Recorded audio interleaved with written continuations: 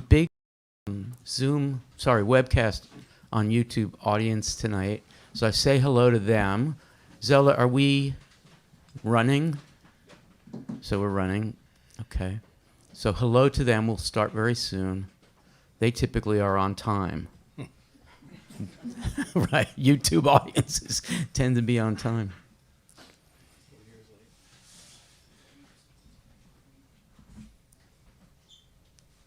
Okay, you're so quiet. We should start. What? Yeah, we should start. Okay, great. Hi, everybody. Welcome. This is Buzz Bissinger right here to my right.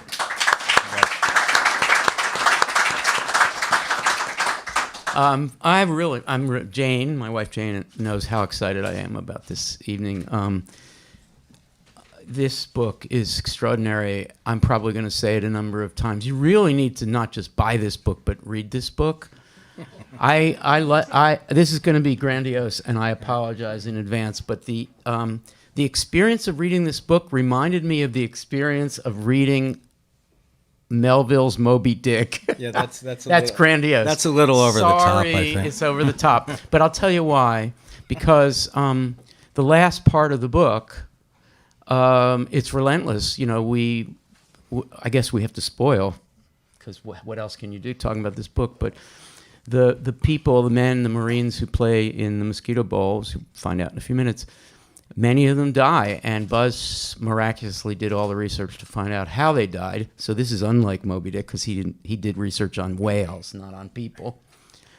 But the feeling of it, you cannot stop reading, because it just moves forward, partly the genius of the way it's written, and partly you just want to find out who's gonna go away. And sadly, it's all the people you got to know in the first part of the book. So it's an amazing book. It reminds me of a prayer for the city, and I'm excited to talk about it with Buzz Bissinger. What we're going to do is it's sort of a Q&A with passages that I'll ask Buzz to read. We'll focus on some of the themes. We'll go probably an hour and 5 minutes, an hour and 10 minutes. There'll be some opportunity for questions from you. We have a portable mic. This will all be recorded. We will send you, especially if you RSVP'd and we have your email, we'll send you a link to the recording so you can share it with others. Again, I want you to make sure that you know to buy this book in the living room so that Buzz can inscribe it for you. And then we'll have a reception, and there'll be another opportunity to talk to Buzz. So, Buzz, thank you so much for agreeing to do this. My pleasure. So I wanted to start with a passage, asking you to read a passage. It's a short passage. My favorite of your techniques, and A Prayer for the City does this, I think, best. But this is even better because you use it a lot. The use of parallelisms and repetitions and anaphora. It's a favorite technique, along with lists. That's another technique which is related. I'm a big lister. Yeah. So I'm going to ask you to read, later I'm going to ask you to read a list, but on pages 2 and 3 in the prologue, there's a couple of paragraphs I wondered if you would read. It's actually just one paragraph with one line. Okay. And then we'll talk about what's going on there, if you don't mind. Sure. This is kind of the setup to the men who, at that point, they were Marines from the 6th Division, training for the next big battle, which turned out to be Okinawa, and they were training on the island of Guadalcanal. This is in December of 1944. The untested did not yet know that the 320 millimeter spigot mortar, as big as a trash can and sometimes called a screaming Mimi, had lousy aim for all its thunder and rarely hit anything. They did not know what it was like when a mortar shell hit and men were blown apart and shredded by shrapnel, and graves registration could not figure out which leg belonged to whom as the dead bodies were recovered for burial. They did not know what it was like to hear a wounded man screaming in agony and telling him to shut the fuck up because otherwise he would give away the location to the enemy. They did not know about the Japanese snipers who concealed themselves in the tops of palm trees and could stay there for long stretches at a time, subsisting on a small bag of rice and a canteen of water. They had never smelled burning flesh with its strange sweetness like scorched marshmallow, or the melting flesh left in the sun for several days that slicked the ground with a skim of greasy entrails that caused soldiers to slip and covered their uniform with the slime and stink of the dead, or the open flesh of infection layered with a yellow jelly of pus. They had not yet seen the 2-ton trucks loaded with the feet of Marine corpses sticking out of the back. They did not know anything, but they would learn. God, that was cheerful, huh? Yeah. They did not know, they did not know, they did not know, they did not know, they had never smelled, they had not seen, they did not know anything. Seems to me this is such a brilliant way to start a book, by delivering some information, but also saying what they did not know, because we just started the book and we don't know either. Right. Obviously, you knew exactly what you were doing. What are you trying to get the reader to do there by reminding us that we also don't know? Well, I mean, I think part of it is a foreshadowing of what's to come. You know, at this point, they're training. They're about to play in a football game, so there's not combat, but they are going to launch. In several months, they're going to launch into combat that will be more horrific than, frankly, anything I could describe or anyone could describe. But I need to foreshadow what is to come, the sights, the sounds, the smells of what ultimately they will face in this battle called Okinawa. I don't know how many remember it or have heard of it at this point. Just to give some context, 250,000 people died in 82 days. That's 3,000 people a day. About 14,000 Americans, anywhere from 60,000 to 100,000 Japanese, and roughly 150,000 civilians tragically caught in the crossfire. It was beyond all imagination. The overall casualty rate was over 50%, and we could debate this forever. But I do believe this was one of the primary reasons that Truman dropped the bomb. I don't think it was to show Russia what we had. I think he was horrified. And the next battle would have been the Japanese defense of the homeland, in which their tenaciousness would have been worse than ever. That's not a great word to describe it. And I think he said, I'm just not going to lose another American boy on foreign soil. Casualty estimates, MacArthur said maybe 50,000. Of course, that's a lot to me. That's because he wanted the battle. Stimson later said it was 1 million.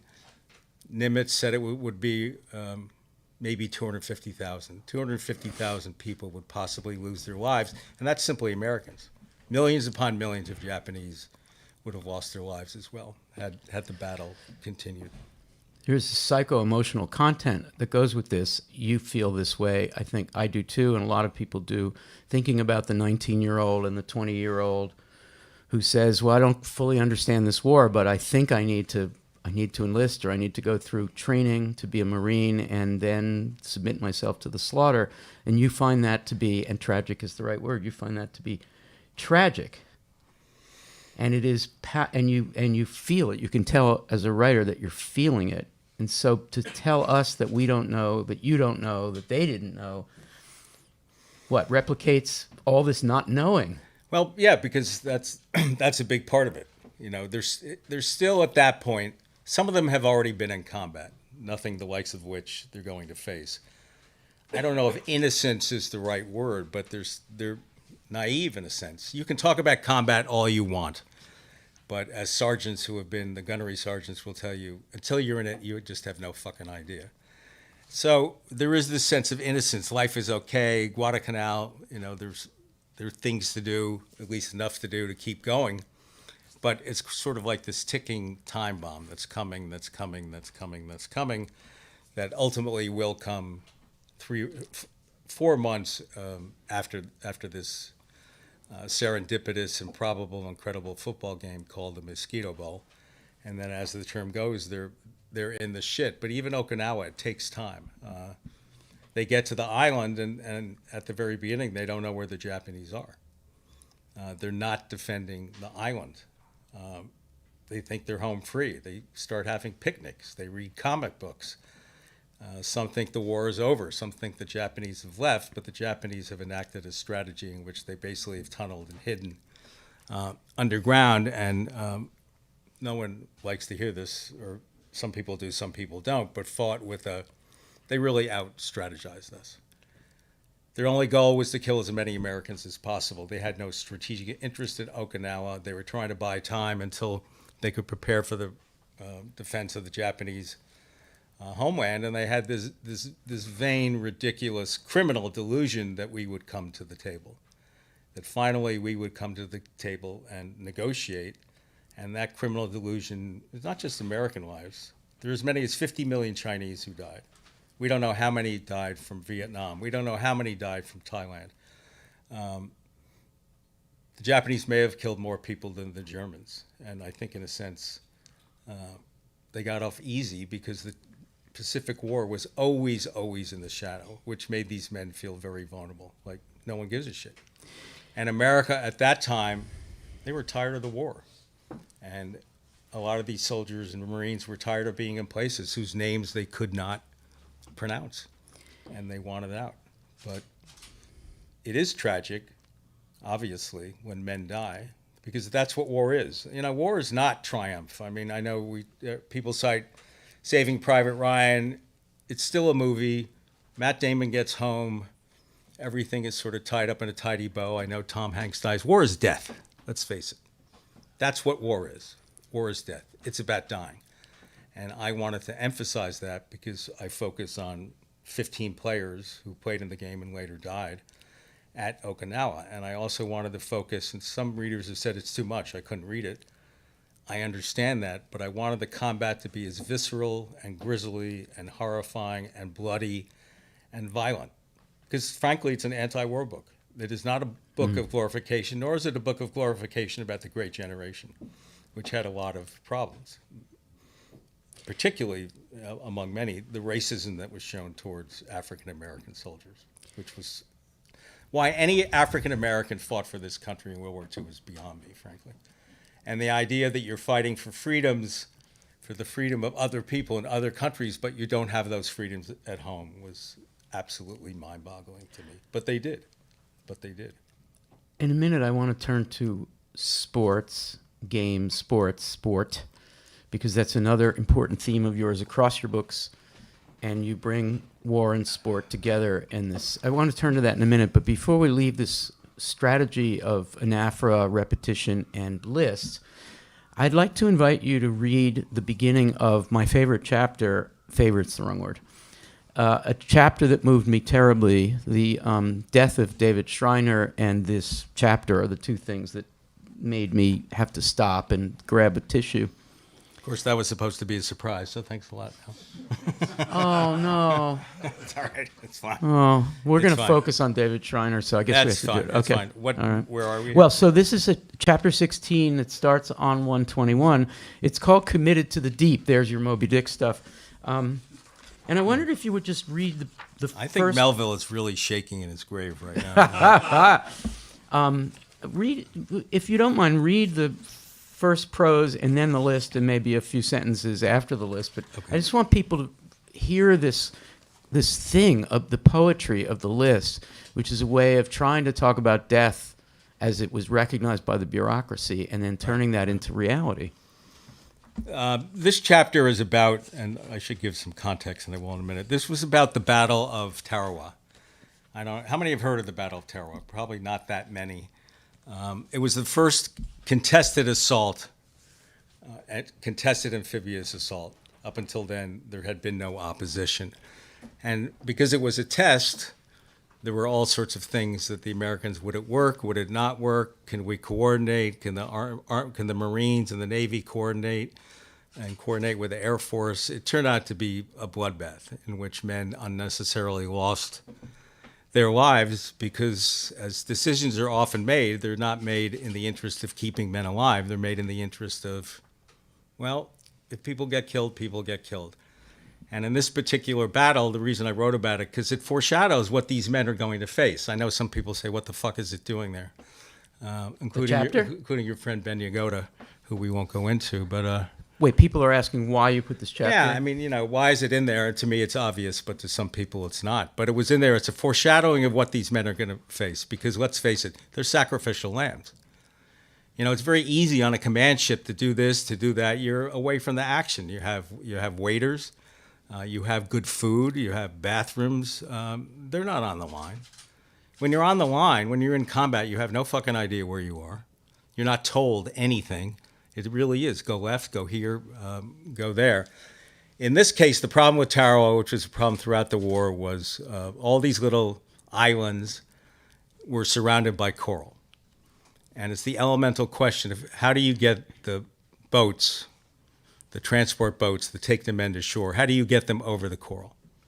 And so it's a question of the tide.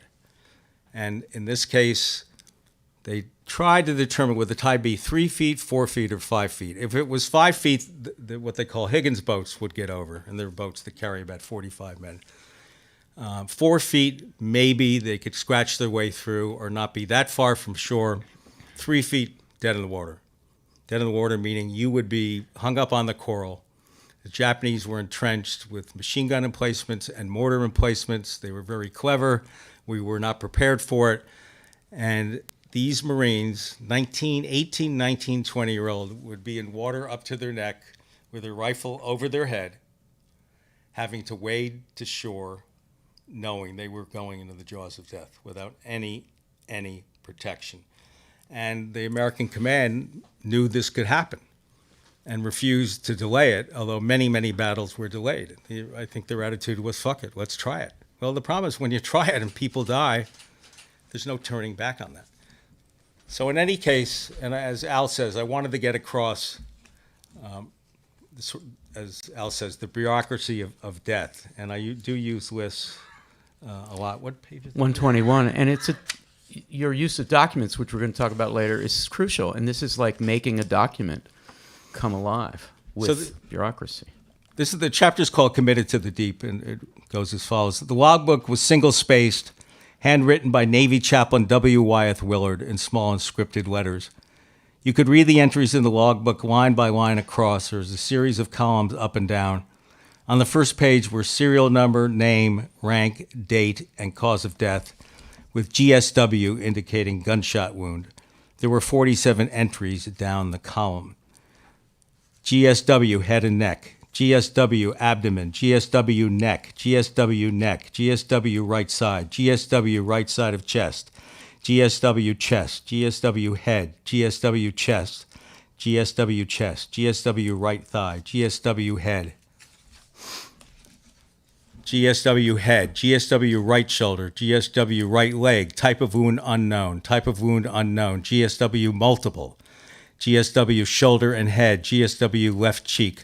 Type of wound unknown. Type of wound unknown. Type of wound unknown. Type of wound unknown. Type of wound unknown. GSW, forehead. GSW, forehead. GSW, neck. GSW, head. GSW, multiple. GSW, multiple. GSW, right groin. GSW, head. Type of wound unknown. GSW, chest. GSW, chest. GSW, chest. Gunshot wound multiple. GSW, head. GSW, side. Shrapnel multiple. GSW, head. Shrapnel, head. GSW, abdomen. GSW, right side and chest. GSW, multi-head and chest. GSW, right hip. Page and page after page of tidy strokes describing how men in war had died in the Battle of Tarawa, each one unadorned, a line in a ledger. And to me, how do you get across the monumentality of death as well as the bureaucracy of it? Because ultimately, these men were reduced to a line on a ledger. GSW, GSW, GSW, GSW, right head, chest, abdomen. And I wanted that repetition. I wanted that repetition because that's what happens in war. You know, you don't die with your boots on, and you don't. I think anyone who's in combat dies alone. I don't care how many people surround them. And this is what they were reduced to. And these the little lines on a ledger, and I felt that was the best way to get it across. Which you reproduced for us. And reading it aloud, it's, you know, I hear gunshots. Yeah, and, you know, they died. Everyone in combat dies tragically, but there isn't time to really process. There certainly isn't time to cry, not at the time. You got to move on. You got to move on. You got to move on. You got to move on. And in many cases, we'll talk about Dave Schreiner. Dave Schreiner saw his best friend get killed, his oldest friend from college. The Touchdown Twins? No, that was somebody else. That was somebody else. But he went to help him, and his sergeant said, you're not fucking going there because you're going to get killed. And so imagine when you're 24 years old and you see your best friend lying on the ground with a gunshot wound to his head, and there's nothing you can do, and you have to be pulled away. That's what these guys faced routinely. To give our friends here in the room and people watching on YouTube a sense of the people in the book, I do in a few minutes want to turn to David Schreiner. But before we do that, I want to bring sports in. So I'm going to direct you to the prologue, pages 8 and 9. And this would be the passage in a minute that I would love for you to read from there to the bottom of this page. Okay. It looks like it's the end of the prologue. You write in the prologue about sports, and this is something that's carried over in various books of yours, and you've written about this in articles. You write in the previous page, the beauty of sports, the ultimate power of it to carry you away had never been stronger at this time. Many of those who played in the Mosquito Bowl had been molded into officers during stateside training, told over and over to tear up every shred of their former lives. But there is sports. And then on the next page, you talk about sport in a way, and I think, Buzz, another compliment for you. I don't think anybody talks more beautifully or persuasively about the key to sport, which is caring, than you and I would say Roger Angel are the two people who talk about. Man, I'm hitting a home run. Melville and Angel. Man, this is good. But you write about the essence of caring in sport better than anybody else I've ever read, and I think it's conveyed in this passage. And so where do you want me to? From there to the end of that thing? Those Yeah. And let me just set up a little context, which is this. The Mosquito Bowl was a football game, a very improbable, wonderful, serendipitous football game, as close as you could get to the real thing, on the island of Guadalcanal that was played between two regiments in the Marine Corps. The game was played on Christmas Eve of 1944. Both regiments were stocked, and this is one of the reasons I was attracted to the idea, absolutely stocked with some of the greatest college football players in the country. 3 All-Americans, players from coast to coast. 16 were either drafted or would be drafted by the pros. 7 captains from Brown to Notre Dame to California. And morale, they were bored. They're Marines. The Marines are a different breed, and that doesn't make them a better breed. They want to know, am I going to live or am I going to die? I can't stand thinking about it. I'm tired of thinking about it. I'm tired of training. Let's get it on, because if you think about it too much, it crawls into your brain and it crawls into your head, and it never, ever comes out. And some guys would adopt what they call the 1,000-yard stare. Some would commit suicide. So they were always looking for ways to improve morale. And these two regiments, they'd have a few beers and they would start arguing. You know, if there was a football game, who would beat who? The 29th, we would win. The 4th, we would win. And finally, the top command heard about it and said, let's get it on. You're Marines. You don't argue. You get it on. So they had this game called the Mosquito Bowl. There were 1,500 Marines there who were able to gamble and drink beer. They built goalposts out of coconut. They built a regulation field. They printed up programs that were handed out. They had starting lineups that were announced on the PA system. They had marching bands. The commanding officer, Lemuel Shepard, crossed from one sideline to the other at halftime so he would not show any bias to one regiment or another. It was broadcast over the Mosquito Network. And so when I started reading about it, I said, this is fucking unbelievable. This is incredible. I mean, a real football game in the middle of nowhere. And, you know, you start peeling the layers when you're thinking about doing a book. But the hook, and that almost sounds dismissive, but what really got to me, because the game itself is incidental. It's called the Mosquito Bowl because the Mosquito Bowl is the glue that holds everything together in this book. The game was 0-0, so who really cares? Because in the aftermath, and that's why I called it the most tragic game ever played in terms of its repercussions, of the 65 men who played in that game, 15 were later killed at Okinawa, and over 20 were injured. And so 15 of 65 is what, over 20%. And the casualty rate is almost 50%, or exactly, more than 50%. Over 50%. And so when I was struck by the tragedy of that, but also struck by there is a story to be told if I can get to it. And we can talk about that later, because it was tricky to get to, because virtually all the participants were dead. Of the 65 who had played in that game, only one had survived. So that's the context of the game. Those who played, those who watched, should all have had the chance to see how their lives would have turned out. They should have all experienced success and failure, love and heartbreak, joy and sorrow, babies becoming sons and daughters with their own legacies, growing gray, growing old, dying with as much dignity as one can ever die with. The chance to say goodbye to those they loved and those who loved them. But the world did not change. By the late spring of 1945 at Okinawa, more than a dozen of the 65 who had played in the Mosquito Bowl had been killed, and roughly 20 others wounded, a total casualty rate of 54%. It was by far the largest collection of athletes ever to die in a single battle. In the entirety of the war, in both the Eastern and Western theaters, 21 NFL players died in combat. There were 2 killed from Major League Baseball. It wasn't the best game ever played, or the greatest, or some other marketing hyperbole, but it was the most tragic in terms of its later repercussions. Just pause and think about it. A football game in which almost a quarter of the players were dead 6 months later. Those who died weren't the most skilled ever to play, despite their remarkable skill. They didn't run the fastest, or throw the longest, or tackle the hardest.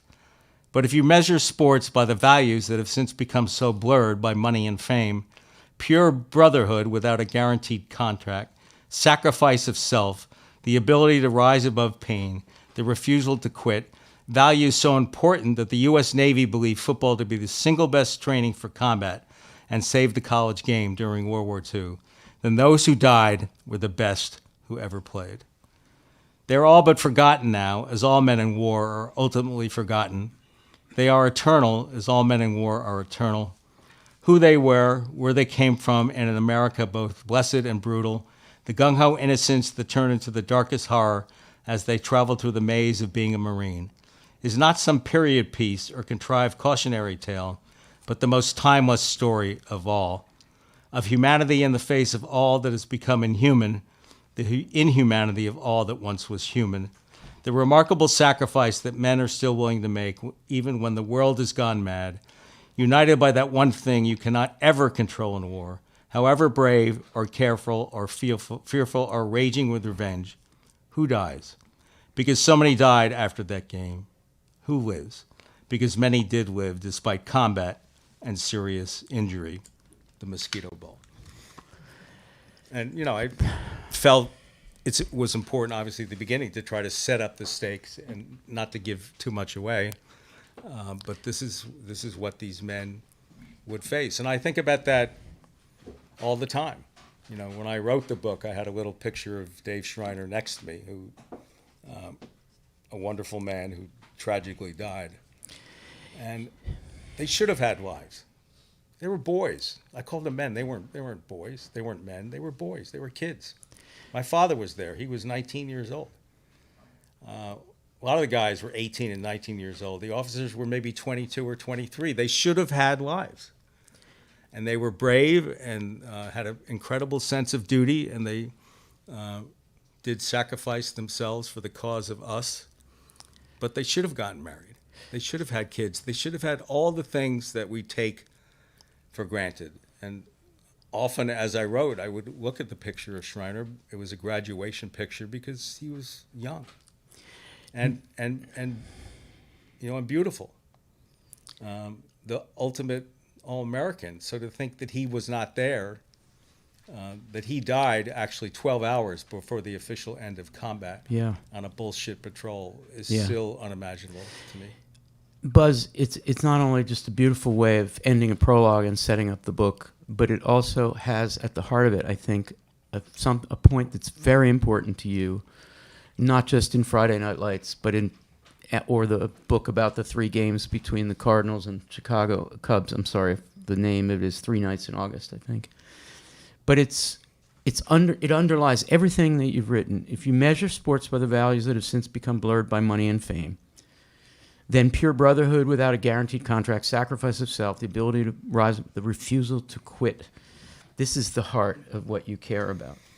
Yeah, and this is the heart of sports. And I'm reluctant to make a lot of comparisons between football and war, although obviously people do. I mean, one college coach claimed that Rommel, when he was going across Africa, actually stole his strategy for the T formation. I think that's a little beyond the pale. But sports, and the Navy in particular, believe that football had these kind of values that would help you in combat, which is what we read. Discipline, sacrifice, love of brother. The minute you got to the Marine Corps, and this is very, very conscious, it's true of all the services, it was emphasized over and over again, you are family. We are family. This is your family. The men you are with are more important to you than anyone else. Family, family, family. And so part of that is protecting each other, part of that is loving each other, part of that is sacrificing for each other.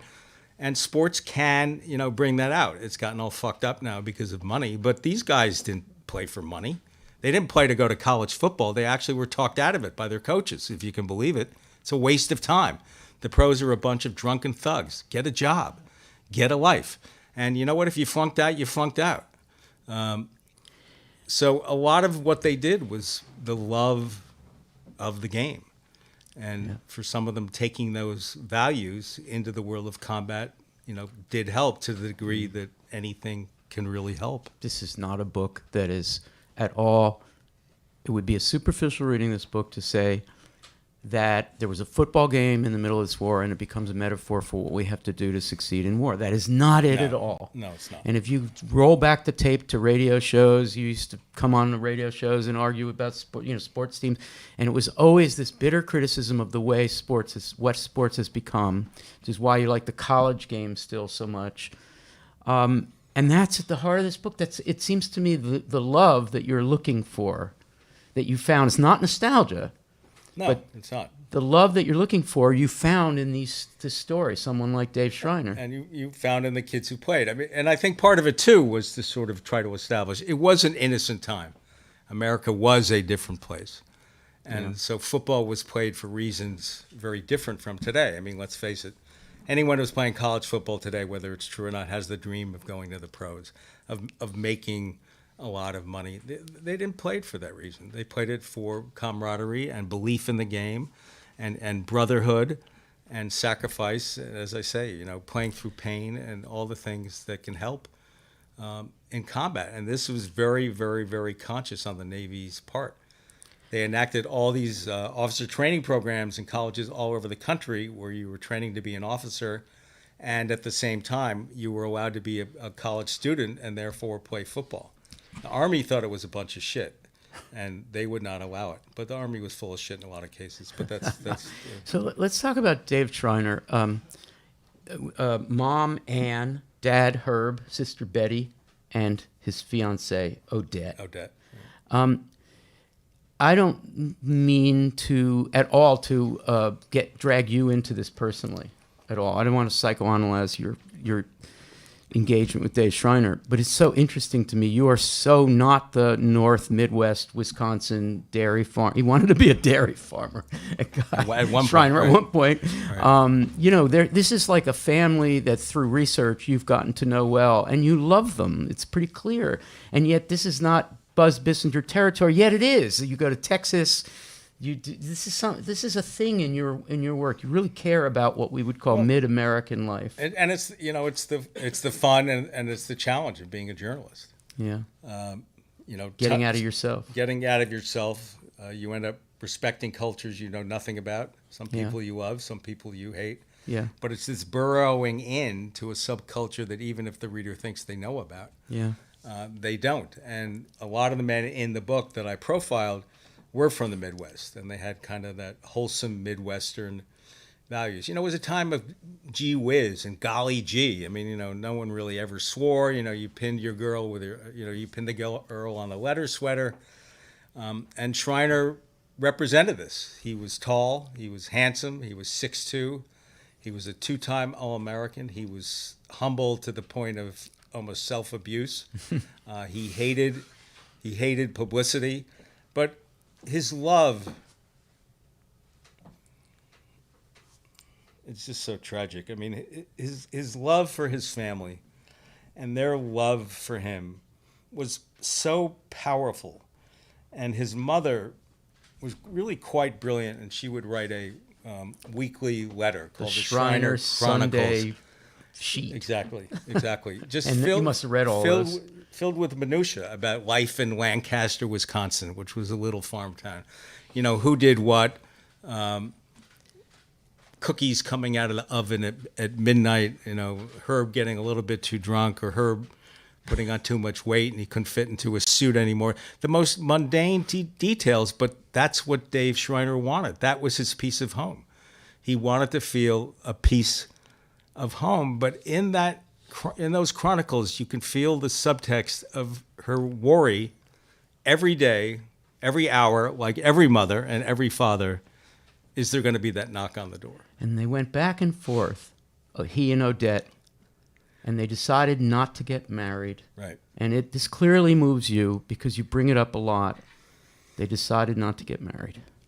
When Shriner was in college, he fell in love. He was kind of a I don't know how much he liked sex, actually. I could never tell. But he was shy. He was very, very shy. But he met this woman, Odette, and they got to know each other a little bit. And they fell madly, madly in love.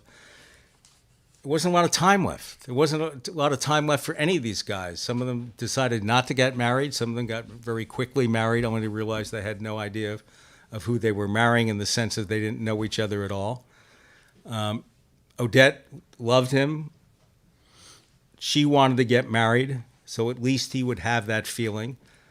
And his response was very sobering and honest. What happens if I don't come back? Then what are you?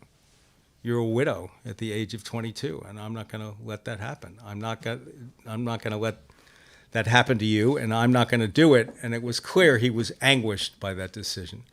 Many, many, many of his letters talk about, did I make the right decision? I wished I had married her. But there was a simple beauty to the relationship, and they really did love each other. And I remember, this letter may haunt me the most, when he wrote to her, he said, the only reason I'm here and the only reason I'm fighting is to get back home to you. And that was his Odysseus, because all soldiers want to get home. That's the only reason. He would dream about her. He would do as much as he possibly could, which really isn't a lot, to put her back in his life when you're 7,000 miles away. But he didn't make it. And you, at the very end, you talked about Anne's relationship ongoing with Odette, because, of course, now she's lost her affianced guy, and Right. she gets remarried, and they care about her, but Anne's very honest about her mixed feelings about all that, and it's an added tragedy, Buzz, to the story. Yeah, I mean, I don't want to say the cool thing, but look, if you work on something long enough, you're going to find things that enhance a story. And these were some letters that I actually got very, very late. They were written by Anne Shriner, who was Dave Shriner's mother. And Odette did marry several years later. They kept in touch with Odette. And she basically said, I'm happy for her. She should get married. She should have a life. But you have no idea how much this hurts. Because that was Dave's woman. That should have been Dave's wife. And so to see her happiness, to see that she found someone else, was something she said, I'll never get over it. Because it also means finality. She's gone. Right. She's moving on with her life. And her son, her beloved son, is not. You know, he's buried at the cemetery in Lancaster. And it was very, very, very moving and very honest when she wrote that. It wasn't, I'm really happy for her, life goes on. It wasn't that. It really was, life doesn't go on. You never forget that pain. You never forget that awful, awful, awful. And we're lucky. We didn't go through it. Imagine if you're a parent and there is that knock on the door. I'm sorry to inform you. Sorry to inform you that your son has been killed in action. And this was 12 hours before the end of battle. And he was a very, very special man. But it's the worst thing that can happen to any parent, and it happened to them. In a few minutes, I want to turn to the death of Schreiner and look at how you deal with that in the book. But to set that up, I wonder if we could talk a minute about Bob Bauman and Frank, his brother Frank. Right. I wondered if we could turn to the part in the book where you describe Frank in his later years. It's on 337 in the epilogue. So these are brothers. Bob is someone we get to know in the story. Bob dies, and Frank never recovers from it. Yes, that's right. Bob and Frank were brothers. Frank was older, but they almost looked alike. They were both 6'2", 6'3". They were both good football players. I think Frank was little bit better. Frank idolized Bob. Their father had been tragically died when they were young. I think Bob was 14 and Frank was 12. So Bob, in a sense, raised not just Frank, but also their mother, who just never recovered from her husband's death. They did everything together. Frank tried to emulate Bob as much as he could. He played football. He joined the Marines. His love for his brother was palpable. It was absolutely beautiful. And Bob played the role of other older brother. Do this, do that. Don't drink too much beer. Be careful of loose women. Although Bob loved loose women. And it was, I keep using the word, but it was stirring. It was innocent. It was beautiful. Two brothers who had gone through their own personal tragedies, but in the midst of that personal tragedy, they became closer and closer and closer to one another. And I think Bob, he knew a lot of the Marine Corps was bullshit and all the Semper Fi stuff. Yeah. And I think at one point he wished that he would get out, but he did not. And now in the epilogue, it's 1965, all those years later, and finally Frank is ready to, on Memorial Day, to talk about his brother, maybe before an audience, and he can't do it. And I wonder, so the trauma is that deep. And I wondered if you would be willing to read the Frank Bauman section of this epilogue on 337. Okay. So Frank Bauman became a football coach? Yeah. And then Down to the end of that section, then he let yeah. go. Okay. Frank Bauman became a football coach at Thornton High School in Harvey, Illinois, Bob's and his alma mater. He led Thornton to a state championship in 1965 and what is considered one of the 50 best teams in the storied history of Chicagoland football. At a parade in the small town of Three Lakes in northern Wisconsin one Memorial Day, where he was Grand Marshal, he committed to finally talking about Bob. But when the time came to speak, he could not do it. It was almost like if we rip this open, he'll bleed out, said his daughter, Patty. In 2006, after being diagnosed with Alzheimer's disease, he moved into Arden Courts in South Holland.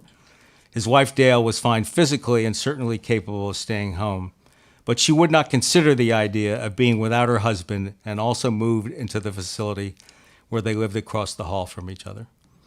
On the occasion of their 65th wedding anniversary, they renewed their vows at a simple and beautiful ceremony. Dale died at the age of 89 before her husband. Frank passed away on April 26th of 2013 at the age of 88. His daughter Patty sat with him on the last night of his life in his room, the one decorated with pictures of Bob on the walls.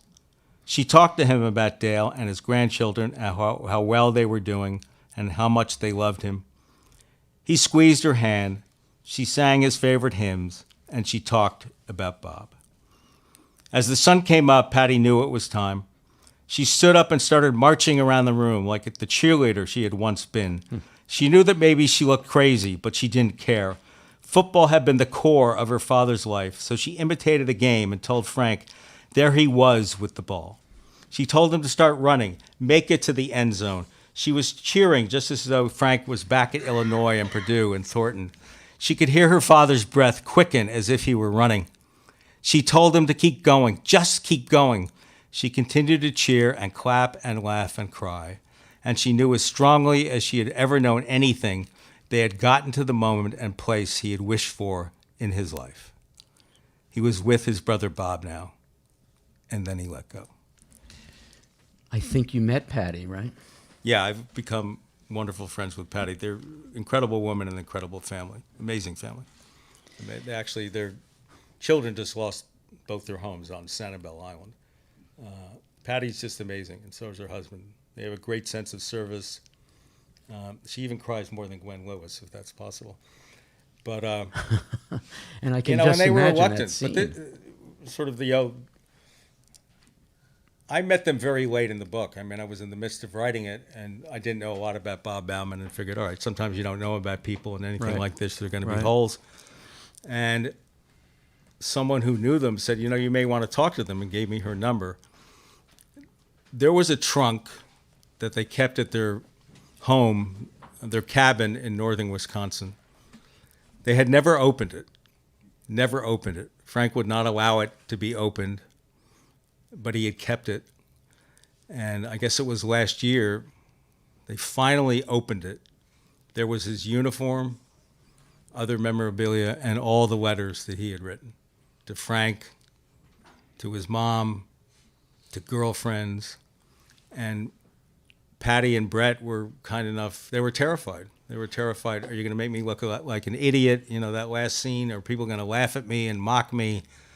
But they were willing to let me use them. And it really, really expanded and enhanced the book and gave me this level of really trying to draw a relationship between the two brothers that would make it different than the other people I was profiling in the book. I have to pause just to say that the extensive number of pages where you're not showing off here, you're doing what Buzz Bissinger does, but the extensive number of pages after the epilogue of the notes, of all the work that you did to research this, and your students tell me, you say this all the time, there is no falsifying, there is no fiction.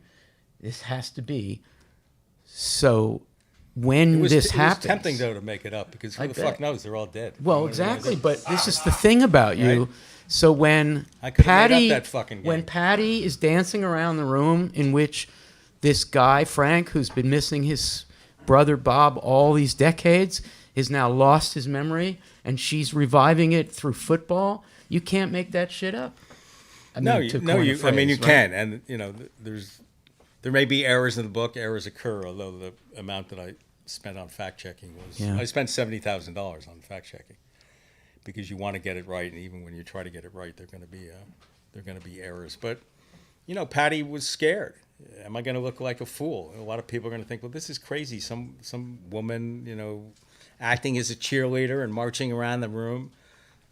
But when I heard her anecdote, I said, Patty, this is one of the most beautiful things I've ever heard. Let me go with it, and then you think about it. And she said, I trust you. And that's ultimately what happens. Yeah. Either they trust you or they don't, and I was lucky enough that she trusted me. So let's penultimately go to the death of Schreiner. You describe it in a chapter called Cessation of Hostilities, which is not a pun, because it actually, the hostilities stop. Right. We're on Okinawa. And there's a moment on 325 where you have your Buzz Does Poetry moment, where you've got a 2-sentence set-off part, and then another 2-sentence set-off part, and they juxtapose in like a haiku, like a prose haiku. I wondered if you would read those two, and then we could talk about the juxtaposition, and then, of course, I invite you to read. This is where Odette received. Yeah, those two sections. It's so interesting. Yeah, I mean, here and it's difficult setting up kind of the death of Schreiner, and I am trying to extend the drama as much as I can without creating melodrama. Exactly. Odette received the flowers that Schreiner had arranged to send her every month, pink roses and delphiniums. She put them under his picture. Then cross-cut. The terrain was difficult and treacherous, an escarpment of boulders, sheer rocks, and caves. John McLowry watched Schreiner and several other Marines disappear. And, so we have at the home front, we have the flowers arrive, and back in Okinawa, we have the natural, a scene of these soldiers in nature. Am I overreading? No, because it is soldiers in nature, but it's difficult nature. It's brutal nature. You know, it's Right. boulders, it's sheer rocks, it's caves. It's not the beauty of roses, pink roses and delphiniums. I mean, there's something so touching about that in the middle of all the shit going on. You know, he writes to his father, I want you to take $50 out of my allotment each month and make sure that Odette gets flowers. It was so beautiful. So essentially, at the time of his death in this battle, she is receiving the flowers. That Right, is exactly. it's not sentimental, as it appears in the book. Yeah, and because there's a real danger of sentimentality, of melodrama, of treacle, of violin strings, and Yeah. all the things that you try to avoid as a writer, particularly when you're writing about death, but sometimes do become unavoidable. So on the next page, David Nathan Schreiner becomes the 15th player to die from the Mosquito Bowl. And I wondered if you would read... He and Odette. Yeah. Okay.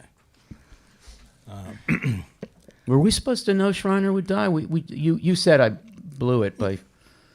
Well, I'll go back to the publisher. We'll change it so he lives. No. Thanks, Buzz. Part of Okay. it- part of I it am was- I am duly mocked. I want you after This this is not to a spoiler. erase all memory of the Okay. fact. This is not a spoiler. Come on. It's okay. It's okay. I think people could figure it out. He and Odette had mapped out the details of their lives together in letters back and forth. The trip to Canada where they would canoe and swim and fish and make love. The home in Wisconsin where on Sunday mornings during the winter they would open the windows and turn off the radiator to feel the brace of the cold and read the funny papers and eat a big breakfast and have nothing to do the rest of the day except the rest of the day. He always read her letters twice.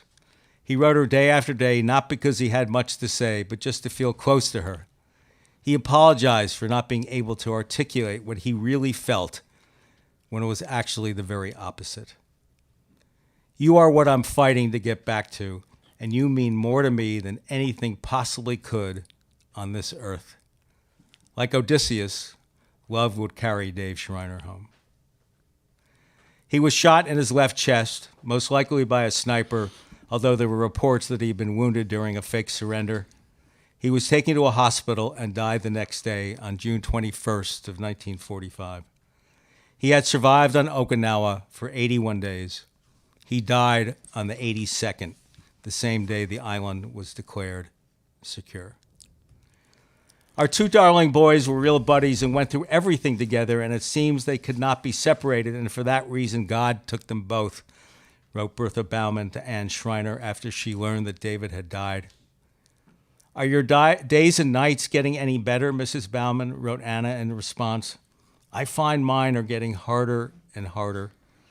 She expressed hope that once the war was over and all the servicemen returned to civilian life, a comforting routine might settle in, the world no longer mad. She knew it wasn't true. Each boy who comes back points up to our own situation all the more, she wrote. I feel that every hour as it passes is a crucifixion. She kept his room exactly the same, as if one day he would return to where he had always belonged. David Nathan Schreiner was the 15th player for the Mosquito Bowl to die. He was buried on Okinawa in 6th Marine Division Cemetery No. 1, grave 789, row 32, plot A. He was 24 years old. Buzz, would you read finally the first two paragraphs of the epilogue starting on 331? Thank you in advance. The first two paragraphs? Yeah, please. There is a picture in an oval frame of Dave Schreiner that I keep propped up next to me on my desk. His hair is neatly parted with a little dip on the right-hand side, the eyes soft, his tie knotted tightly against the crisp white shirt. It is a college graduation picture, probably. He would have been in his early 20s. But all I see when I look at that picture is a boy who went off to war and, like so many boys in our violent and fractured world, never came back. I see such beauty of possibility in him, just as I feel such sorrow. It was only while working on this book for the first time I got to know members of the military and their families. What a marvelous group they are, embracing, funny, proud, proving that all my conceptions of them were misconceptions. My politics are very different from most of theirs, but nobody cares. when we gathered for the annual reunions of the 6th Marine Division Association. I was there not only as a writer, but as a lineal descendant of my father, who was a Marine at Okinawa. We shared something sacred, our heritage. My father, although gone for over 20 years,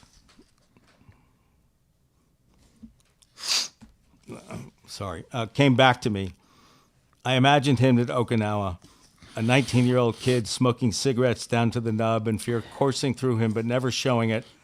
And the image made my heart soar with pride and also break because of what he and so many had gone through. How do they do it? No book, no film or television show, nothing will ever truly capture it.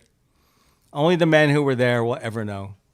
Regardless of the thousands of questions I asked and all that I read and researched over the course of 5 years, I came to believe that this was a part of them that could and never should be revealed. Your father, I'm sorry. Go ahead. No, it's fine. Go ahead.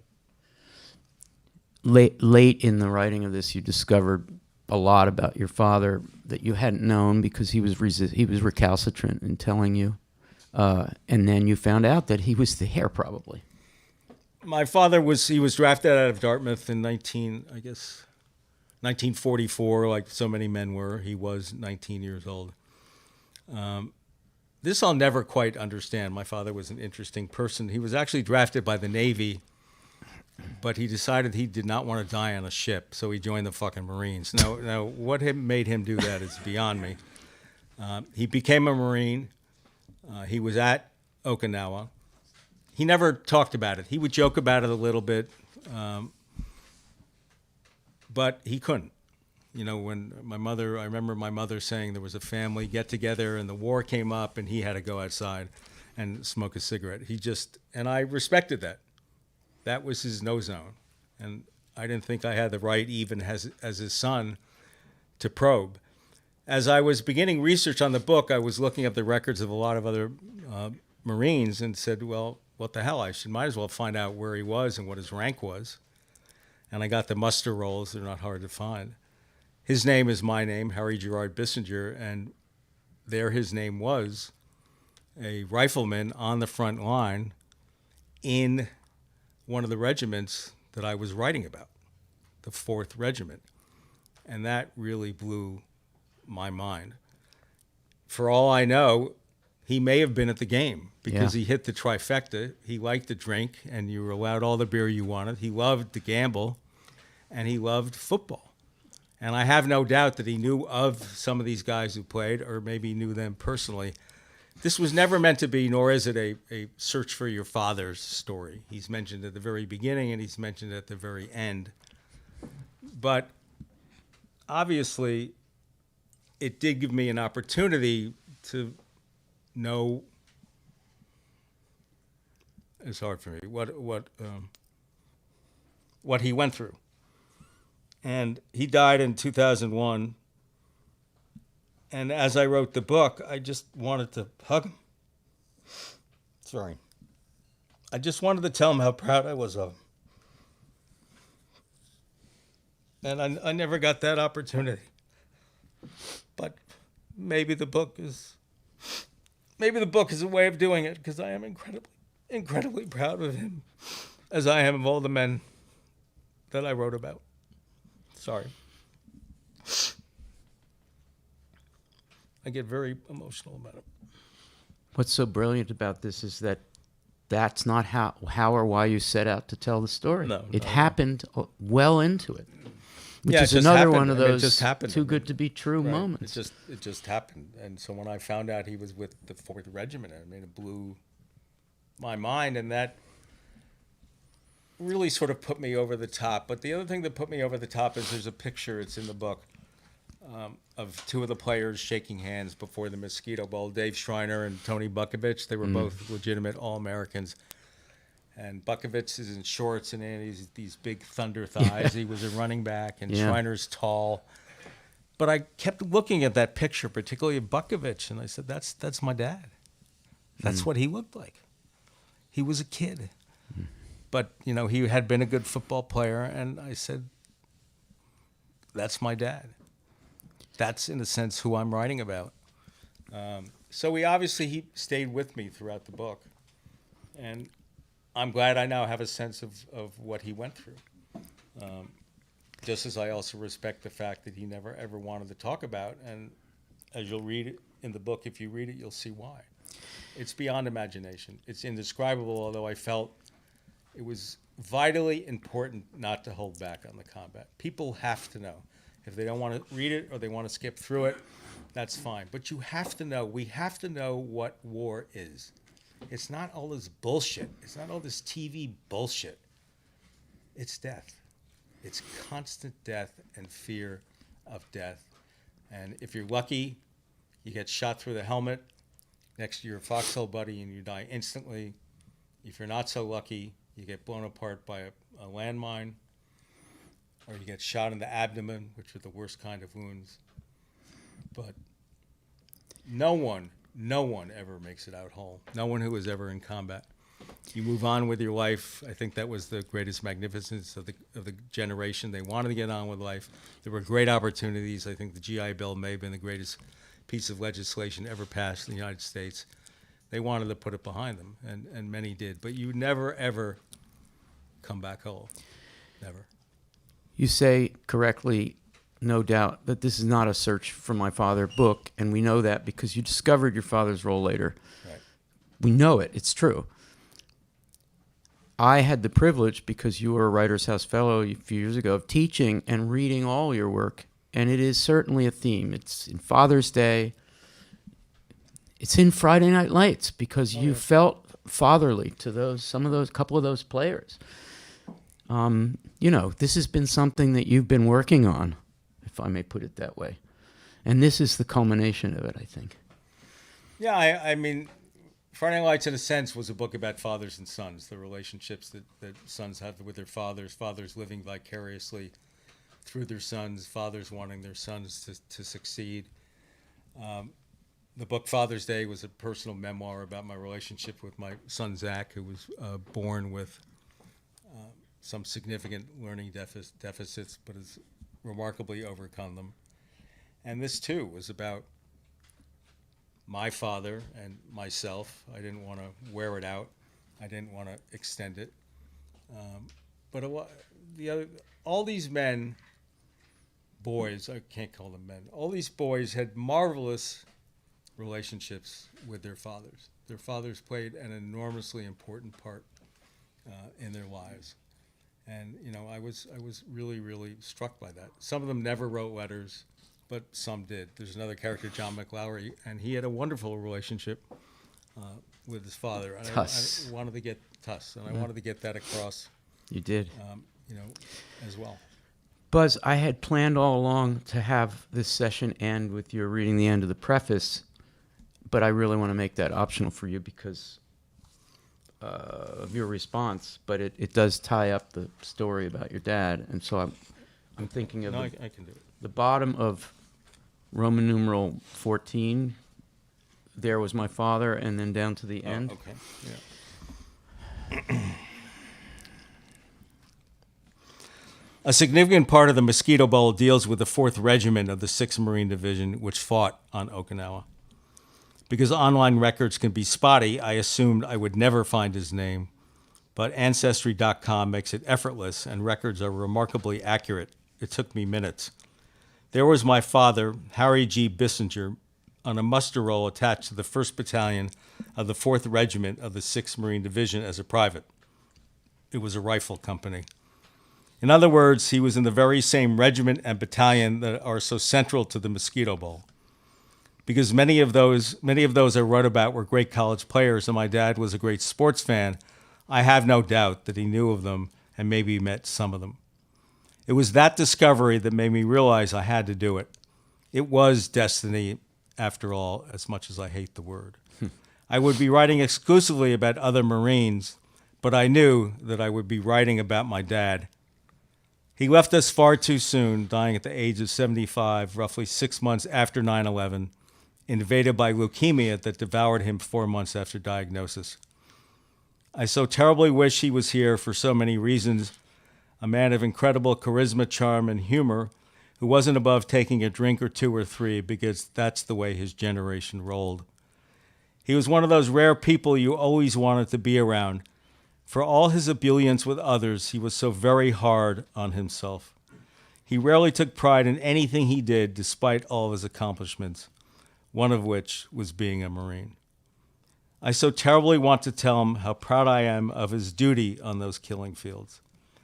And maybe this book is my way of doing it. Buzz Bissinger, everyone.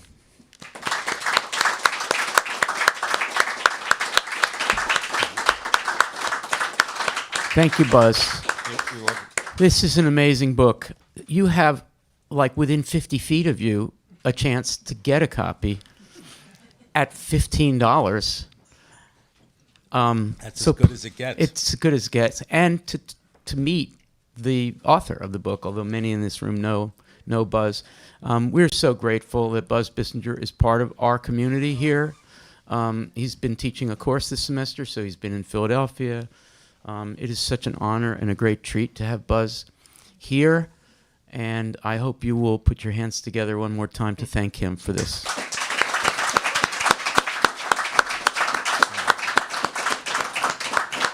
So, and please thank Roger Angel and Melville. and as Melville well. too.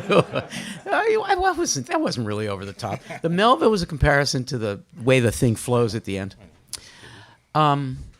We have, I'm sure Buzz will be here for a little signing, but also we're going to make our way back to the reception, and you can also catch him then and chat with him and have him inscribe your book. So thanks again for coming, and we'll see you next time at the Writer's House. Enjoy the reception and stay as long as you like. That's great. Thank you. Thank you. Thanks a lot, Buzz. Such a beautiful book. Thank you.